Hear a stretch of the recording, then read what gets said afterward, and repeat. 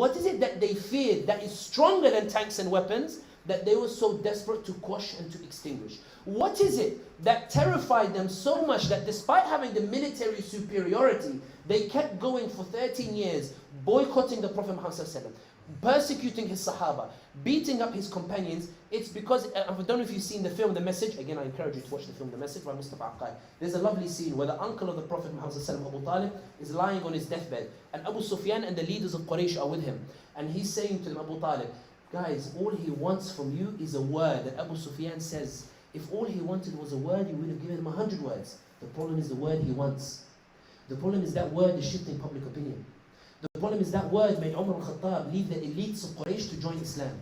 The problem is that word made Mus'ab ibn Umayr, who lived in wealth, where he would walk down the street and you could smell his perfume, it made Mus'ab ibn Umayr give up that life to join the persecuted people.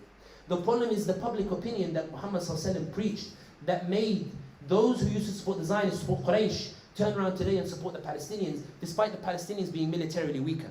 The problem is the shift in public opinion. The message was so strong that they knew that as long as freedom prevailed, people would see the truth of the matter, and that would lead to a series of consequences that would result in the annihilation of the Zionist project, of the Quraysh project. They knew that the shift in public opinion mattered. They weren't like some people who sit there and say, so what, public opinion change, what does that mean? No.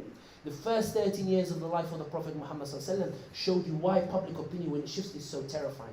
Because when public opinion shifted on South Africa in 1986, when 1987 the countries of the Commonwealth came to put sanctions on apartheid, Margaret Thatcher could only hold out for 7 months before eventually they had to impose sanctions on South Africa itself.